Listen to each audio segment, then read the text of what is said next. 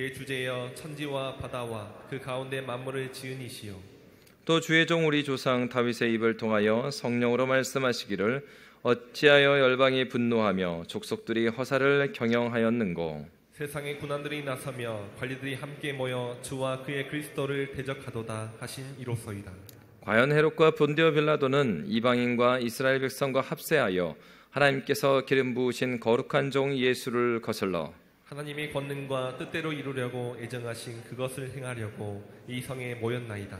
주여 이제도 그들의 위협함을 굽어보시옵고 또 종들로 하여금 담대히 하나님의 말씀을 전하게 하여 주시오며 손을 내밀어 병을 낫게 하시옵고 표적과 기사가 거룩한 종 예수의 이름으로 이루어지게 하옵소서 하더라. 다 같이요. 빌기를 다음에 모인 곳이 진동하더니 무리가 다 성령이 충만하여 담대히 하나님의 말씀을 전하니라. 아멘. 우리는 소위 라떼 이야기를 하기 좋아합니다. 과거에 나의 어떤 고난의 시절이 있었고 그것을 어떻게 극복하였는 것을 말하는 것을 즐겨할 때가 있습니다. 그래서 이제 남자들의 세계에서 소위 대표적인 라떼는 전 세계 어디서나 한국 남자가 만나면 군대 이야기로 통합니다.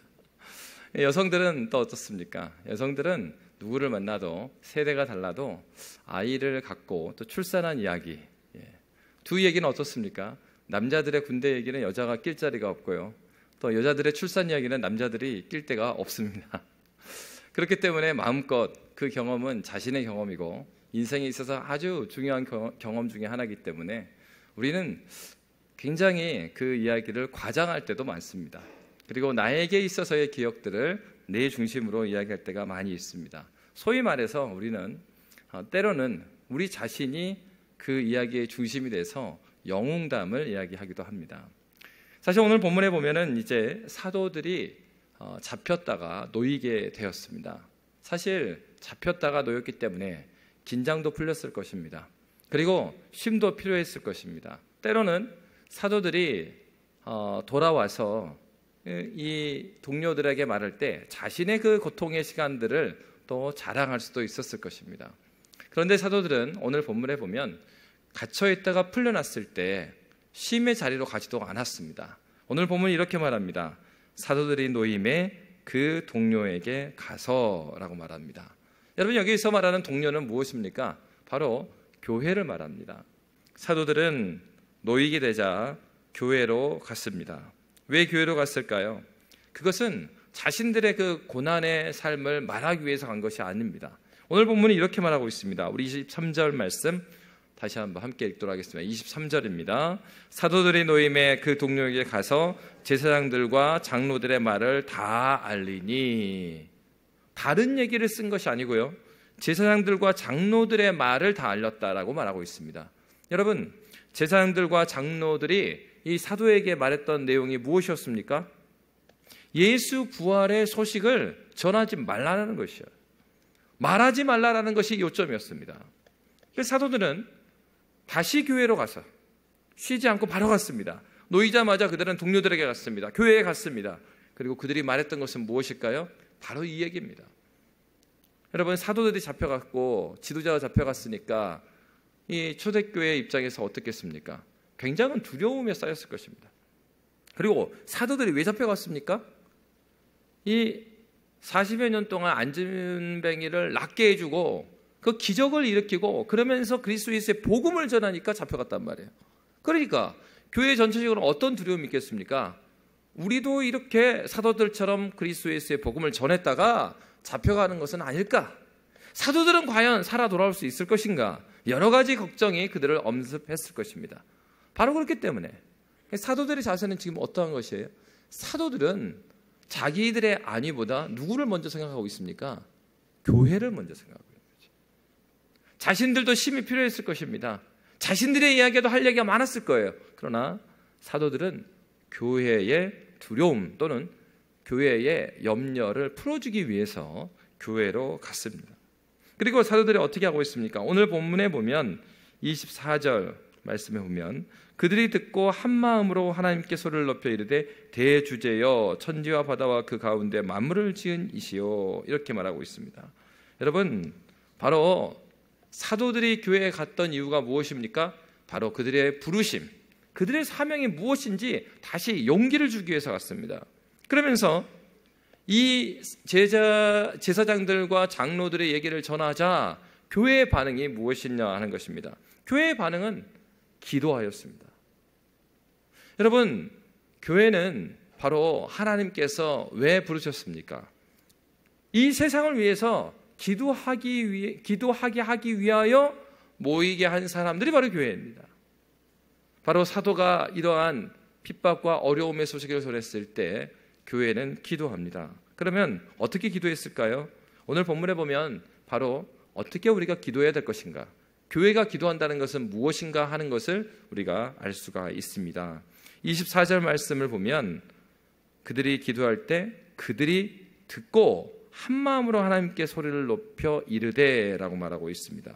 여러분, 기도의 출발은요, 다른 데 있는 것이 아닙니다. 듣는 데 있습니다. 사도들이 제사장들과 장로들이 한 얘기, 복음을 전하지 말라라고 하는 메시지만 전했을 뿐만 아니라 바로 그 사내들인 공회에서 어떻게 그들이 답변했는 것까지도 말했을 것입니다. 여러분, 기도의 출발은 어디에 있습니까? 먼저 우리가 말하는 데 있는 것이 아니고 듣는 데 있습니다. 그래서 여러분, 그걸 기억하십시오. 여러분, 우리는 때로는 기도회 때 왜 설교를 하느냐 이렇게 말하는 사람들이 있습니다. 그 사람은 복음의 본질을 너무나 모르는 얘기를 하는 것입니다. 성경을 보십시오. 하나님의 말씀이 있는 곳에 기도의 현장이 생겼습니다. 기도가 먼저 있지 않았어요. 우리를 부르시는 하나님이 먼저 계셨습니다. 하나님께서 먼저 말씀하셨습니다. 그리고 그 말씀을 듣는 사람들이 있었습니다. 그리고 그들의 반응이 기도였습니다. 여러분, 교회는 그냥 생기지 않습니다. 이미 이 양림교회는 120년 전에 생겼기 때문에 처음 어떻게 교회가 생겼는지 우리는 잘 알지 못합니다. 그러나 선교지 현장에서 동일한 순서가 있습니다. 하나님께서 먼저 하나님의 메시지를 전하는 자를 세우십니다. 그가 복음을 전합니다. 모든 사람이 반응하는 건 아니에요. 그러나 계속해서 복음을 전하실 때 성령 하나님께서 귀를 열게 하시고 먼저 눈을 뜨게 하는 사람들이 있습니다. 여러분, 그들의 복음을 들었을 때 그들의 반응은 무엇이겠습니까? 하나님께 무릎 꿇고 기도하는 것입니다. 여러분, 기도의 현장 앞에는, 바로 앞에는 말씀의 현장이 있습니다. 하나님께서 말씀하실 때 우리는 기도할 수가 있는 것이에요. 바로 이것이 기독교의 기도와 다른 종교의 기도가 다른 것입니다. 여러분, 다른 종교요, 말씀 필요 없거든요. 그냥 내 소원 가져가서 빌면 됩니다. 바로 기도가 시작됩니다. 그러나 성경에서 말하는 기도는 그렇게 시작되는 것이 아닙니다. 말씀하시는 하나님이 계십니다. 그 하나님께서 말씀을 우리에게 부어주십니다. 그리고 우리는 그것에 대한 반응으로 기도하는 것이죠. 그리고 그거에 대한 반응으로 무엇을 합니까? 찬양합니다. 그리고 그 복음에 대한 반응으로 무엇을 합니까? 전도하고 선교하며 섬기는 일들을 하는 것이에요. 그러니까 엄밀히 말하면 하나님이 계시는 그곳에 말씀이 있고요, 말씀이 있는 곳에 기도가 있고 전도가 있고 선교가 있는 것입니다. 찬양이 있는 거예요. 사실 이 구분이 되지 않습니다. 여러분, 예수를 만나기 원하면 성경을 읽어보십시오. 성령 하나님께 간절한 마음으로 주님 깨닫게 해주시는 마음으로 가고 성경을 펴고요, 골방에 들어가십시오. 그러면요, 성경을 읽는 그 현장이, 성경을 읽다가 이 말씀이 깨달아지지 않으면 뭐 해야 되겠어요? 성경 누가 써주셨어요? 하나님께서 우리에게 써준 편지 아닙니까? 그러니까 편지를 쓰신 그분께 물어봐야 되죠. 말씀이 깨달아지지 않으면 즉시 무릎 꿇고 기도하는 거야. 하나님 깨닫게 해주십시오. 깨달아지니까 어떻습니까? 마음이 뜨거워지면서 그 자리에서 하나님을 찬양합니다. 그리고 하나님을 찬양하고 기도하다 보니까 확신한 마음이 드는 거예요. 아, 이 자리에 이렇게 앉아있을 수만 없겠구나. 아, 저 사람을 찾아가야 되겠다. 순종의 현장이 곧 기도의 현장이고, 기도의 현장은 곧 무엇으로부터요? 말씀의 현장으로부터 출발하는 것입니다. 그렇기 때문에 여러분, 기독교는요, 말씀의 종교예요. 다른 종교에는 그들이 믿는 신이 말씀을 하지 않습니다. 말하지 않아요. 아무런 말이 없고, 심지어는 어떻습니까? 바울 사도가 그리스로 가서 복음을 전하러 갔는데 그 신전에 뭐라고 써져 있었다고 그랬어요? 알 수 없는 신에게, 신전에 알 수 없는 신에게를 써놓고 거기서 막 경배하고 있는 거예요. 그러니까 자신들도 경배하는 그가 누군지 몰라요. 근데 여러분, 심각한 건 무엇인 줄 아십니까? 기독교는 말씀의 종교이고 살아계신 그 하나님께서 말씀하실 때 그곳이 예배 현장이, 기도의 현장이고 찬양 현장인데, 우리가 예수를 믿는다고 하면서도 알 수 없는 신에게 예배하는 경우들이 있다라는 것입니다. 여러분, 예배는 하나님과 인격적인 교제의 현장입니다. 인격적인 교제라는 건 뭐예요? 여러분, 교제, 알지도 못하는 사람하고 교제가 됩니까? 그 사람하고 깊은 교제가 가능하려면 그 사람을 알아야 되는 거예요. 그럼 여러분, 우리 예배 현장에 나왔다라는 것은요, 우리가 모르는 것을 예배하는 게 아니라 내가 믿는 바 그 하나님, 이러이러한 하나님, 그 하나님께 나오는 것입니다. 그러니까 여러분, 이게 다른 종교하고 기독교의 아주 탁월한 차이예요. 우리는 아는 바 그 하나님을 경배하고요, 그 하나님과 인격적인 소통이 있는 것입니다. 여러분, 바로 그렇기 때문에 오늘 이 초대교회가 이 핍박의 얘기를 듣고서 그리고 복음을 전하지 말라고 할 때 그들은 기도합니다. 그런데 어떻게 기도하고 있습니까? 첫 번째, 그들은 큰 소리를 내서 이렇게 말하고 있습니다. 대주제여 천지와 바다와 그 가운데 만물을 지은 이시오. 이렇게 기도하고 있어요. 첫 번째로 그들이 기도했던 내용은 하나님께서 창조주 하나님이시다라는 사실입니다. 여러분, 먼저 그들이 그렇게 고백했던 이유가 무엇이겠습니까? 그들은 지금 어떤 면에서 두려움과 공포에 있는 것입니다. 여러분, 때로는 신앙생활 하다 보면요, 굉장히 두려울 때가 있어요. 왠지 모를 마음의 그늘이 올 때가 있습니다. 어떤 문제가 있어서가 아니에요. 때로는 마음속에 그런 불안함이 있을 때가 있어요. 바로 그럴 때 우리는 어떻게 해야 되겠습니까? 우리는 기억해야 될 것은 내가 믿는 바 하나님이 누구시냐 하는 것입니다. 중요한 사업적인 계약을 앞두고, 그리고 아들의 중요한 어떤 진로의 문제를 앞두고 우리 부모의 마음이, 또 형제의 마음이 어려워질 때가 있어요. 그런데 그때 이 고백을 하는 겁니다. 대주제여 천지와 바다와 그 가운데 만물을 지으신 분이십니다. 무슨 얘기입니까? 내가 풀 수 없을 것 같은 그 숙제가 되는 문제 앞에 서 있을 때 우리는 너무 작아 보이거든요. 세상은 너무 커 보여요. 그러니까 나는 너무 작아 보이고, 나는 아무런 힘이 없는 것 같고, 내가 뭔가 주님을 믿고 기도한다고 준비한다고 하지만은 이 준비가 제대로 될 것 같지도 않고, 막 그런 생각이 들을 때, 근데 그때 얘기하는 거예요. 그러니까 이 초대교회가 얼마나 마음이 약해졌겠어요. 자기들의 지도자로 세워져 있는 사도들이 잡혀갔다고 왔는데, 그러니까 마음이 콩알만해졌죠. 바로 그때 이 기도를 한 겁니다. 우리 하나님이 누구시라고요? 이 세상을 지으신 하나님이십니다. 저렇게 이 복음을 막는 저들까지도 누가 지으셨습니까? 하나님께서 지으셨습니다. 이 얘기는 무엇이에요? 하나님께서 이 세상을 지으셨을 뿐만 아니라 이 세상의 만유의 아버지가 되십니다. 하나님께서 상처나지 하나님이십니다. 하나님께서 지금 이 현장, 문제의 현장, 두려움의 현장, 풀리지 않는 현장도 누가 다스리고 계신다고요? 하나님께서 다스린다. 그래서 여러분, 사도는 그 고백을 하고 있는 것입니다. 교회는 그렇게 기도하고 있는 것입니다. 하나님께서 우리의 창조주가 되십니다 라고 기도하였습니다. 그래서 여러분, 예수님도 사마리아 여인에게 예배에 대한 얘기를 물어보는 그 여인에게 이런 말을 했습니다. 요한복음 4장 22절에 보면 이 말씀이 있어요. 우리 요한복음 4장 22절 말씀 함께 읽겠습니다. 요겁니다. 함께 읽겠습니다. 너희는 알지 못하는 것을 예배하고 우리는 아는 것을 예배하노니 이는 구원이 유대인에게서 남이라. 아멘. 무슨 얘기입니까? 우리의 예배는 아는 바 그 하나님, 우리는 그분을 경외하고 있다. 여러분, 예배 드릴 때 처음 시작하면은 우리가 신앙 고백을 합니다. 사도신경의 첫 번째 구절에 어떻게 되어 있습니까?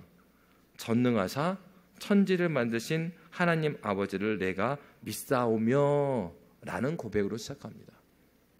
사도는 첫 번째 천지를 지으신 하나님을 찬양했죠. 두 번째로는 그 하나님이 누구라고 고백한 것입니까? 창조주 하나님이시고 그 하나님께서 내 아버지십니다. 여러분, 아무리 능력이 있고 그리고 뛰어난 힘을 가지신 분이라 하더라도 자기하고 관계가 없으면요, 아무 소용이 없어요.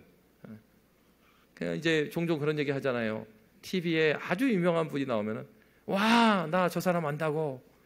그러면 물어보죠. 저 사람도 너 알아? 예. 그런 거예요. 근데 우리가 믿는 하나님은 이 세상을 만드신 분인데 그 하나님께서 우리를 알아요. 예수님께서 말씀해 주셨잖아요. 그러니까 요한복음 10장에 보면은 하나님과 우리의 관계를 목자와 양으로 비유합니다. 그러면서 예수님께서 어떻게 말씀하셨냐면 양은 그 목자의 음성을 알고 목자는요 뭘 안다고요? 그 양을 안다 그랬어요. 그 양의 이름을 안다 그랬어요. 그러니까 이 세상을 만드시고 이 세상을 주관하시고 하나님께서 여러분의 이름을 알아요. 양림교회를 아는데 양림교회 홍길동이, 홍길순이, 홍길숙이 한 명 한 명으로 아신다고요. 그러니까 뭉뚱그려서 이렇게 아시는 게 아니라 저기 기둥 뒤에 앉아 계신 분이든 2층에 저기 4층이군요. 4층에 앉아 계시든 하나님께서 그 한 명 한 명의 이름을 아신단 말이에요. 여러분 그게 힘이 되는 거죠. 저 유명한 사람 능력 있고 힘이 있고 그래. 근데 나는 그 사람 아는데 그 사람 나를 몰라. 그 아무 관계가 없잖아요. 근데 우리가 믿는 하나님은 어떤 분이십니까? 이 세상을 만드셔서 주관하실 뿐만 아니라 우리 한 명 한 명을 아시는 분이십니다. 언제요? 이들이 두려워할 때. 핍박을 받고 있을 그때도 그 하나님께서 우리의 이름을 아신다고요. 내가 살아가면서 어떤 문제가 오는데 막혔고 답이 안 나오는 그때도 우리 주님은 살아계신다는 얘기입니다. 그렇기 때문에 사도는 어떤 얘기를 하는 거예요? 그 하나님께서 실제로 고백된 우리의 삶과 어떻게 연결되어 있는가 하는 것을 보여주고 있어요. 그러니까 이들이 바로 그러한 하나님이기 때문에 어떤 고백을 하는 것입니까? 우리의 하나님은 나의 삶과 관계가 없는 분이 아니라 내 삶을 지금도 이끌어 주시는 하나님이시다. 그래서요 오늘 본문에서 이런 말씀을 하고 있는 것입니다. 25절에서 26절에 보면 25절 26절 우리 함께 읽도록 하겠습니다.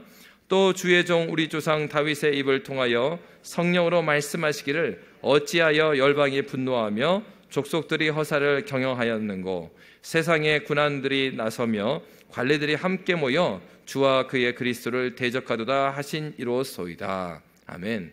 이건 시편 2편의 말씀입니다. 어떤 말씀일까요? 앞에서는 하나님께서 창조주 하나님이심을 고백했습니다. 그리고 뒤에서는 시편 2편의 말씀을 인용한단 말이죠. 시편 2편의 내용은 어떤 내용이었습니까? 바로 이 시편 1편은 진짜 복된 사람이 누구냐? 복 있는 사람은 누굽니까? 하나님의 그 말씀을 주야로 묵상하는 사람이 복 있는 사람이다. 시편 2편에서는 어떤 사람이 나와요? 전혀 하나님의 말씀과 상관없이 자기가 세상의 주인인 것처럼 살아가는 많은 왕들의 이름이 나옵니다. 시편 2편에 보면은 이 어찌하여 이런 말씀이 나오는 거예요. 그리고 세상의 군왕들이 자기가 하나님인 것처럼 왜 그렇게 살아가느냐? 그러면서 시인이 하는 얘기는 무엇입니까? 그렇게 세상의 권력자들이, 세상의 왕들이 자기 세상인 것처럼 그렇게 해도 하나님께서는 여기서 이 상황을 모르시는 하나님이 아니라 그렇게 허사를 경험하는 그들을 하나님께서 바람으로 후 불어버리시는 하나님. 역사에 개입하셔서 그렇게 불의를 행하고 그리고 하나님의 나라의 질서를 깨트리는 그들을 그냥 내버려 두지 않는 하나님. 공의의 하나님으로, 섭리의 하나님으로, 우리의 삶에 직접 개입하시는 하나님으로 시편 2편은 고백하고 있는 것입니다. 사도가 하는 얘기가 무엇입니까? 교회가 기도하는 내용이 무엇입니까? 그 얘기하는 거예요. 세상을 지으신 하나님께서 멀리 계신 하나님이 아니라 지금 두려움에 쌓인 이 교회 하나님께서 붙드신다. 하나님께서 간섭하고 계십니다. 여러분 그렇기 때문에 눈에 보이지 않는다고 하나님을 무시해서는 안 됩니다. 왜 두려워하지 말아야 됩니까? 그것을 출애굽기에서 보면은 불신앙이라고 그랬거든요. 이스라엘 백성들이 광야에서 두려워하고 또 가나안을 정복하러 정탐꾼을 보낼 때 그들은 너무 크고 두려운 자들이라고 했을 때 하나님께서는 그들을 불신앙으로 보았어요. 왜요? 하나님께서 이 세상을 만들어 놓고 하나님은 그 가나안에 계시지 않는 하나님인 것처럼 그들이 고백했기 때문이죠. 여러분 문제가 있는 그 현장에 하나님께 계신다고요. 내 인간적인 눈으로 보면은 문제 안 풀릴 것 같아요. 그리고 내 능력으로 봐도 그건 내가 풀 수 없는 문제 같고. 야곱의 인생이 그렇지 않았습니까? 야곱은 자기의 지혜로 자기의 삶을 개척해 나갔습니다. 이 세상으로 보면은요, 야곱은 굉장히 부지런한 사람이었어요. 그리고 양을 치는 데 있어서도 아주 전문가였습니다. 이 세상으로 보면요, 굉장히 근면하고 성실하고요, 그리고 능력 있던 사람이에요. 그런데 야곱에게 있어서의 그런 많은 능력이 하나님께서 왜 주셨는가? 베델에서 하나님께서 말씀하셨죠. 너를 예배자로 내가 불렀다. 그가 거기서 이제 하나님께 제단을 쌓아요. 그런데 제단을 쌓고 하나님께 예배자로 돌이킨 그가 라반의 밑으로 가서 하나님의 종으로 살았어야 되는데 누구 종으로 살아요? 라반의 종으로 사는 거예요. 여러분, 그렇습니다. 우리가 이 인생을 살아가다 보면은요, 이 세상에 어떤 문제 앞에 딱 서고 나서 거기서 뭘 외쳐야 됩니까? 나는 누구의 종이라고요? 하나님의 종이라는 걸 외쳐야 돼요. 근데 그 지점에서 우리는 눈에 보이는 내가 나의 문제 앞에서 이 문제가 너무 커 보인단 말이야. 그 나를 대적하는 대적들이 너무 커 보여요. 그때 내 마음을 살짝 바꿔요. 내가 하나님의 종이지만 하나님 아시잖아요. 지금 만만치 않잖아요. 하나님 아시잖아요. 그러니까 제가 이 정도 하는 것도 잘하는 거 아닙니까? 그러면서요, 거기다 물타기를 해요. 근데 그때는 뭐 해야 되냐면 물타기 할 것이 아니라 선포해야 되는 거예요. 내 영혼아 깰지어다. 네가 어찌하여 두려워하느냐. 내 영혼을 깨워야 된단 말이에요. 근데 그 앞에서 어떻게 하는 겁니까? 그냥 그 대적자 앞에서 그냥 머리를 숙여버리는 거예요. 그러니까 라반 앞에서 야곱이 뭐예요? 라반의 종이 돼버려요. 하나님의 종으로 그 하란 땅에 보냈는데 하나님의 종으로 선포하면서 살아가야 될 사람이, 그러니까 자신의 지혜를 누구를 위해서 썼습니까? 20년 동안이나 라반을 위해 쓴 거예요. 하나님의 종이 라반의 종으로 살아버린 겁니다. 여러분, 성경은 분명히 말하고 있습니다. 여러분, 사도는 분명히, 교회는 분명히 기도하고 있어요. 우리 하나님은 어떤 하나님이라고요? 창조하신 하나님일 뿐만 아니라 우리의 역사 가운데 개입하셔서, 내 삶에 개입하셔서 나의 삶을 이끌고 계시는 섭리하신 하나님임을 고백하고 있습니다. 여러분, 이러한 고백이 여러분에게 있으십니까? 참된 신자의 기도하는 자세는 다른 것이 아니에요. 하나님의 섭리에 나를 복종시키는 것입니다. 하나님의 이끄심, 하나님의 뜻 아래 나를 복종시키는 것, 그것이 참된 신자가 하는 기도의 자세예요. 이게 세상의 기도와 다르죠. 세상의 기도는 무엇입니까? 내가 가지고 있는 기도 제목이 1번부터 100번 있으면은 1번부터 해갖고 하나님께 관철을 시키는 거예요. 자기가 믿는 신한테 이렇게 내가 말이야 100일 기도를 했는데 100번 답도를 했는데 이거 들어줘야죠. 알지도 못하는 신한테 답도 없는데 답도 안 해요. 근데 계속 돌아. 계속 언제까지요? 들어줄 때까지 계속 도는 거. 계속 돌아야죠. 근데 또 계속 도는 것도 아니고 자기가 100일도 누가 정했어요? 자기가 정했어. 그래가지고 들어주지도 않았는데 100일 돌고 또 끝내요. 그게 세상의 사람이 하는 기도야. 그런데 그리스도인들이 하는 기도는 무엇입니까? 내 뜻을 하나님께 관철시키는 게 아니라 하나님의 뜻을, 내 뜻을 가지고 가죠. 하나님께 아뢰입니다. 그런데 하나님께 기도할 때는 하나님의 뜻을 깨닫게 해주시면 내 뜻을 가입혀 긋는 거예요. 이거 아니구나. 딱 그랬어. 그리고 하나님의 뜻으로 다시 적는 거죠. 그러니까 그리스도인의 기도는 하나님의 뜻을 내 것으로 받는 과정이지 내 뜻을 하나님께 관철시키는 과정이 아니에요. 그래서 여러분, 어떤 목사님은 어떻게 말하냐면 기도는 하나님의 뜻에 대한 우리의 복창이다 그랬어요. 군대 가면 복창하잖아요. 군대 가서 상관이 어떤 명령을 하면은 야, 저기 창고에 가서 빗자루 가져와. 그러면 어떻게 해갖고 가야 됩니까? 네, 알겠습니다. 창고에 가서 빗자루 가져오겠습니다 하고 가야 돼요. 복창을 하라고 그래요. 그래서 지금 그 밑에 있는 사람이 위에 상관의 명령을 제대로 들었는지를 다시 한번 확인하는 거예요. 여러분, 기도는 뭐예요? 우리에게 말씀하시는 그 하나님의 말씀을 기도 가운데서 내 뜻을 관철시키는 게 아니라 이미 주신 하나님의 말씀을 내 뼛속 깊이까지 집어넣는 과정이에요. 그대 머리로 이해가 안 되고 받아들여지지 않는데 기도의 과정을 통하여서 하나님께서, 성령 하나님께서 우리로 하여금 우리의 마음을 바꿔주셔요. 그러면서 어떤 일을 하십니까? 우리의 생각 바꿔주세요. 그래서 어떻게 바꿔주세요? 막무가내로 야 너 안 할 거야 이렇게 안 하셔요. 우리 하나님께서 말씀의 깨달음을 주십니다. 우리 성령께서 무슨 일 하신다고요? 말씀과 죄와 죄의 비참을 깨닫게 하시는 영이 성령이시다. 성령께서 말씀을 깨닫게 하시니까 어떻게 되는 겁니까? 아, 내가 가져온 이 기도 제목 이것이 잘못됐구나 깨닫게 되는 과정이 있는 거예요. 언제요? 기도의 현장 가운데. 그러면서 하나님의 뜻을 내 마음속 깊이 다시 새기게 되고 그 과정을 통해서 그는 하나님을 더욱더 알아가게 되는 겁니다. 그렇기 때문에 기도를 하나님과의 인격적인 교제라고 한 거예요. 여러분, 우리 기도를 한번 살펴보십시오. 우리 기도 가운데 그러한 나의 뜻을 하나님의 뜻에 변화시키고 깨닫게 되고 눈물도 흐리고 감사하는 그 여정들이 내 기도에 있는지를 살펴야 합니다. 여러분, 이것도 좀 조심해야 돼요. 처음 기도할 때는 어떻게 합니까? 기도가 잘 안 되면 종이에 쭉 써라. 써갖고 기도 노트 가지고 다녀라. 그래서 1번 이 민족, 이 나라를 위해서, 2번 교회를 위해서, 3번 가정을 위해서, 그러면서 조금씩 구체적으로 이제 기도 제목 막 적어서 기도해요. 그런데 처음에 초신자 때는 그렇게 기도를 합니다. 근데요, 이거 잘못 적용하면 어떻게 되냐면은 새벽에 와서 기도하는데 1번부터 100번까지 하나님 들어주세요. 1번이에요, 이거 들어주세요. 2번이에요, 들어주세요. 이런 기도를 할 수가 있어요. 진짜 기도는 무엇입니까? 내 삶에 개입하시는 하나님, 지금도 그의 뜻을 나에게 이루시는 하나님. 그러니까 나의 기쁨의 정체가 어디 있냐?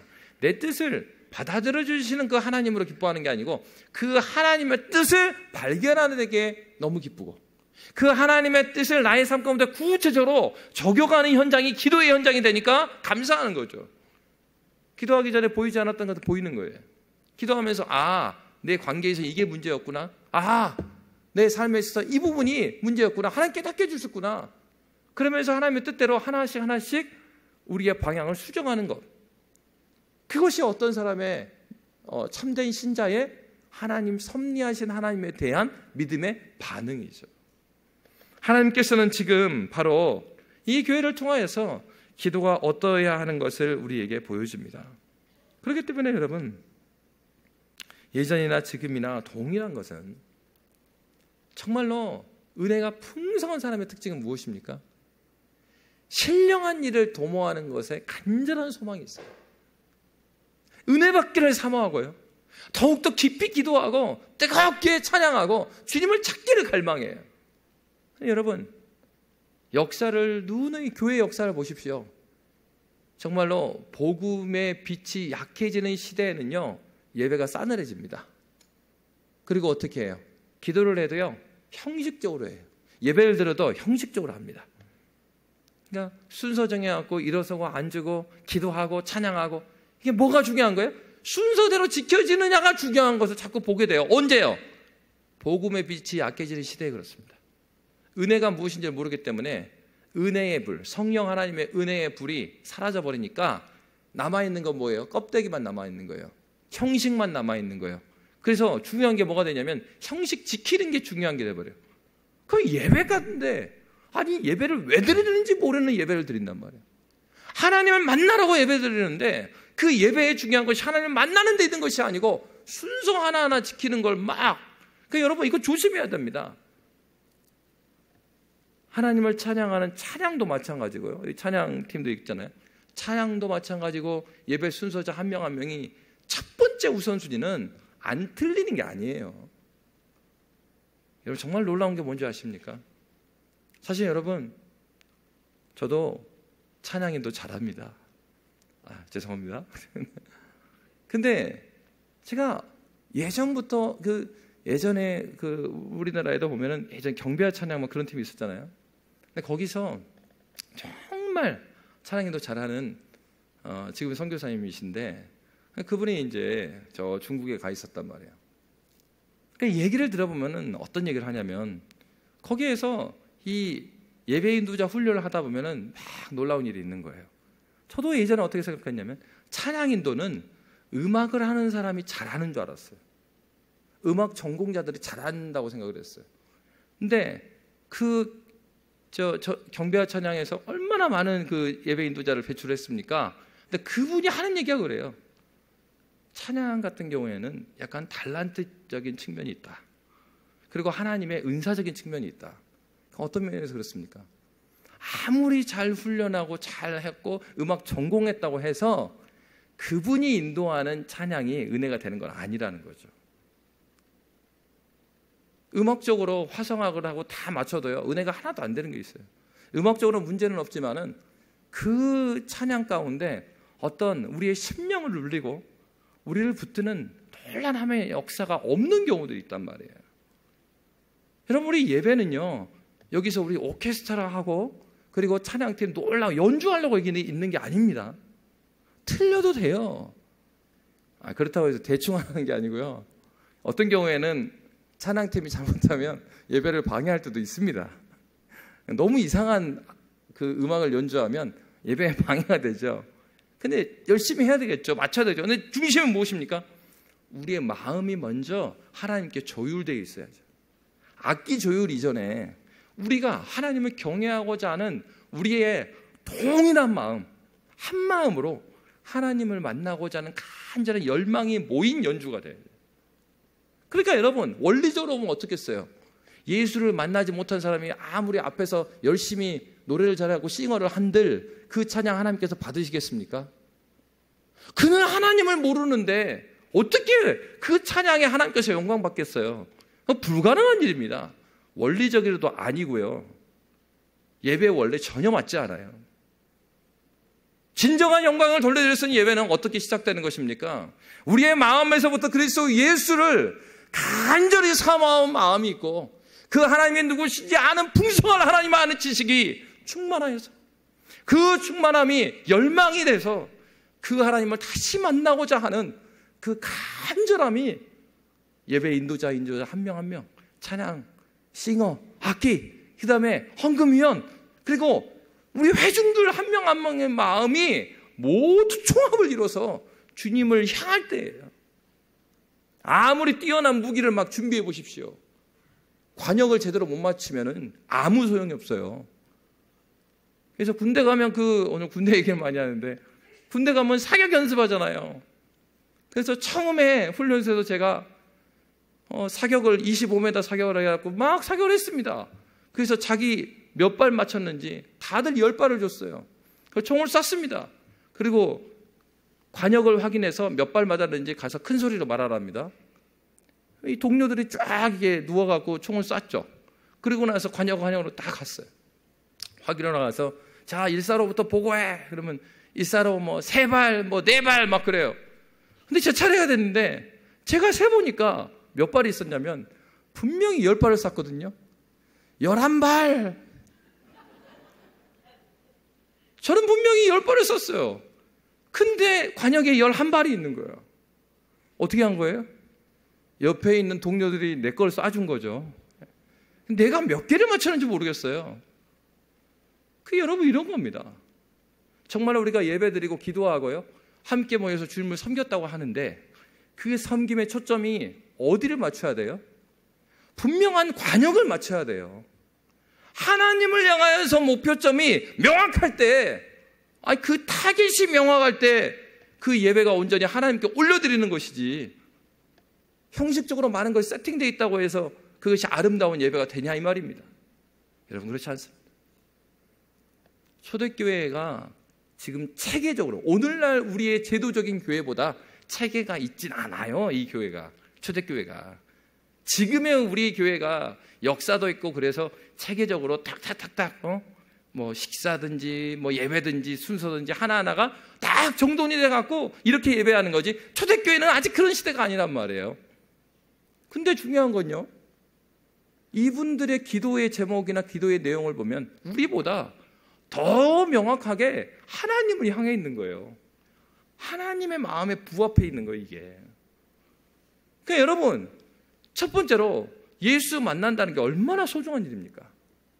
그러니까 예수를 만나지 않으면, 은혜가 없으면 우리의 섬김은 아무것도 아니게 된단 말이에요. 올 여름에도 우리 청년들이 첫 번째 수련회를 청년들이 했잖아요. 이 청년들이 아주 은혜를 많이 받은 것 같아요. 그래서 청년들이 보니까 연이어서 청년부 수련회 다음에 중고등부 수련회 있고 그 다음에 성경학교가 있는데 아니 이 친구들이 그러니까 매주 보니까 매주 청년부 수련회야. 중고등부한테 와갖고 찬양팀으로 섬겨주고 교사로 섬겨주고 또 성경학교 때 보니까 교사로 섬긴 청년들은 또 교사로 섬기고 또 그렇지 않은 청년들은 와서 스텝으로 물놀이 하는데 막 도와주고 그러면서도 청년들이 하는 얘기예요. 아이 목사님 내년에는 이렇게 3주만 할 게 아니라 8월 중순쯤에는 해외로 아울리지도 갔으면 좋겠습니다. 왜 그래요? 은혜가 되고 그 마음이 하나님의 뜻에 맞춰져 있으니까 주의 은혜가 이끄는 대로 그들의 인생의 방향이 맞춰지고 있는 것이죠. 여러분 정말 기도해 주십시오. 이게 모두 맞는 얘기는 아닙니다. 그런데 통계적으로 그렇대요. 통계적으로 25살 이전에 그가 하나님 앞에서 얼마만큼 헌신하고 하나님의 일을 경험했는가가 그 이후에 그의 인생의 많은 섬김들을 결정해 버린대요. 그러니까 여러분 청년회 때 우리 청년들도 올해 정말 열심히 섬겼는데 진짜 학생 때 헌신적으로 주님을 섬겨봐야 돼요. 취업이 어렵고 그런 거 알아요.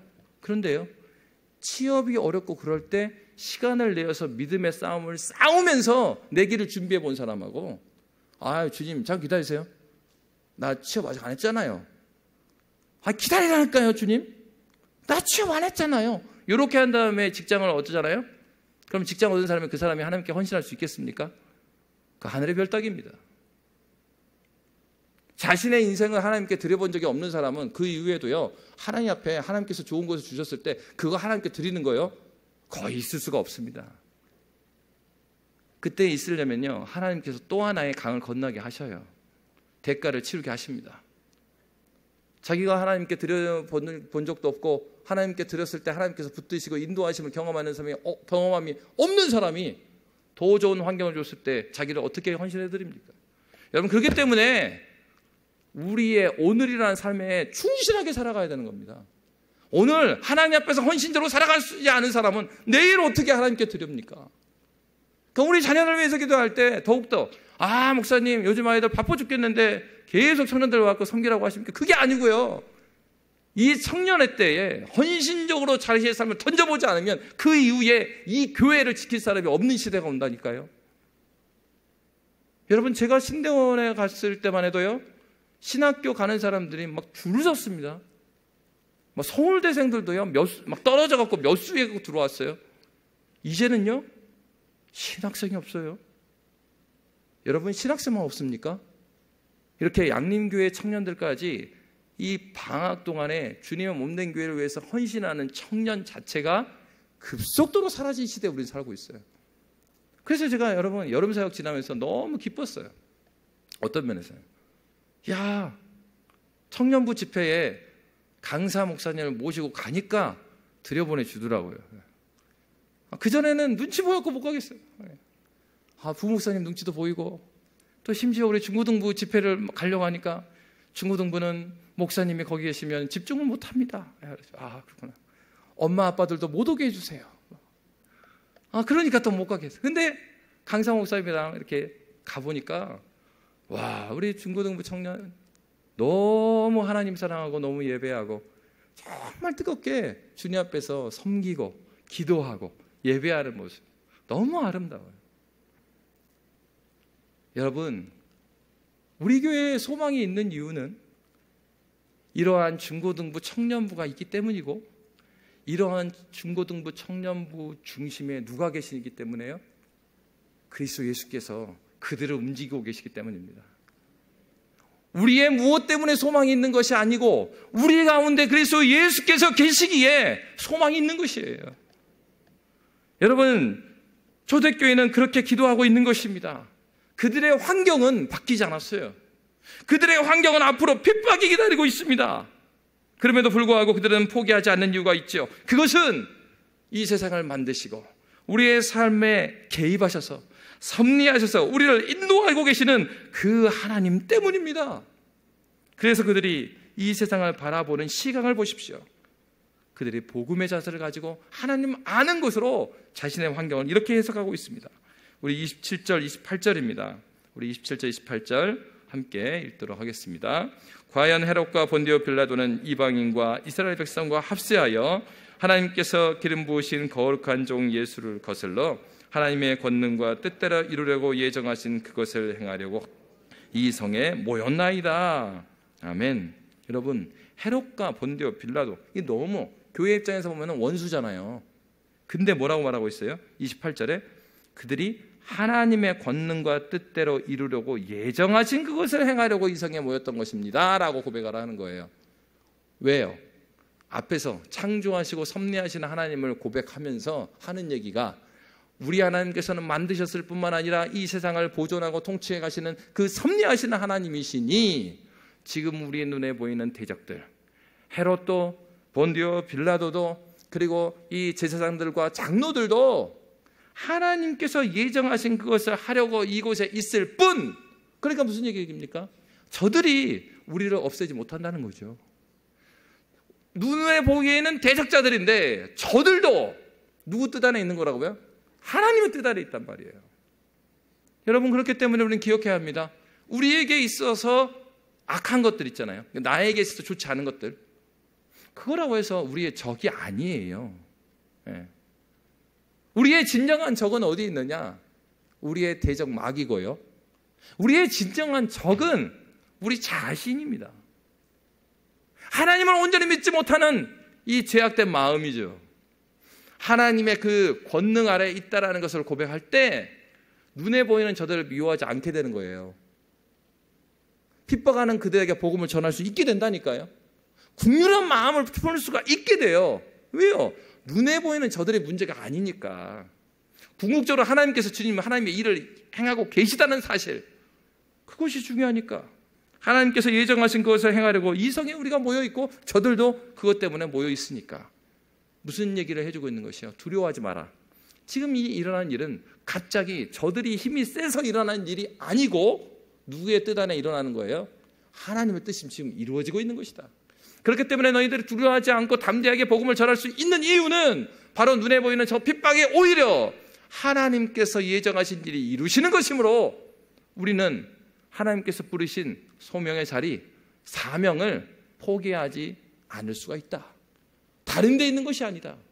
하나님의 신실하심 때문에 실패해 보이고 핍박 가운데 있어 보이고 그리고 벽이 높아 보여도 그 벽은 하나님의 예정하신 것, 하나님의 뜻보다 높을 수가 없다.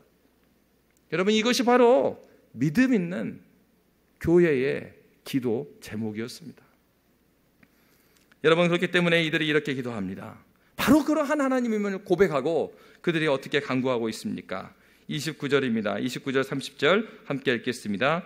주여, 이제도 그들의 위협함을 굽어보시옵고 또 종들로 하여금 담대히 하나님의 말씀을 전하게 하여 주시오며 손을 내밀어 병을 낫게 하시옵고 표적과 기사가 거룩한 종 예수의 이름으로 이루어지게 하옵소서 하더라. 아멘. 여러분, 하나님의 섭리를 인정하자 두려움은 감사로 변했습니다. 그리고 주저함은 담대함으로 변하였습니다. 그리고 그들의 눈은 다른 곳을 향하는 것이 아니라 하나님을 향하고 있습니다. 여러분, 우리에게 필요한 것은 무엇입니까? 하나님을 향하는 온전한, 하나님을 절대 의존하는 그 마음, 그 믿음이 우리에게 요청되는 것입니다. 우리 하나님께서는 이러한 믿음의 기도에 어떻게 반응하십니까? 우리 31절 말씀 함께 읽도록 하겠습니다. 빌기를 다음에 모인 곳이 진동하더니 무리가 다 성령이 충만하여 담대히 하나님의 말씀을 전하니라. 아멘. 여러분, 이 진동함 이미 학계 말씀에서 우리 주님이 말씀해 주셨던 내용이었습니다. 그 주님이 나타나실 때 하늘과 땅과 바다와 육지를 진동시키실 것이요, 또한 모든 나라를 진동시키실 거며 모든 나라의 보배가 이르리니 내가 이 성전의 영광이 충만하게 하리라. 만군의 여호와의 말이니라. 아멘. 이미 하나님께서 그 진동함을 통하여서 하나님의 뜻이 이루어짐을 학계를 통하여서 말씀해 주셨습니다. 그 일이 언제 일어났던 거예요? 믿음으로 기도했던 그 기도를 받으시고 하나님께서 그 기도를 받으신 증거로 하나님의 말씀을 그대로 다시 진동함으로 보여주셨습니다. 우리 하나님은 말씀하시는 하나님이십니다. 우리에게 요청하는 것은 그 말씀의 뜻대로 구하기를 요청하십니다. 그리고 그 하나님께서는 어떻게 응답하십니까? 하나님의 말씀으로 응답하십니다. 우리 하나님은 말씀하심이 이루신 하나님이십니다. 그분은 우리와 같지 않으십니다. 그러므로 여러분, 무엇을 신뢰해야 되겠습니까? 참된 기도, 그것은 하나님의 하나님 되심을 인정하는 데서부터 시작됩니다.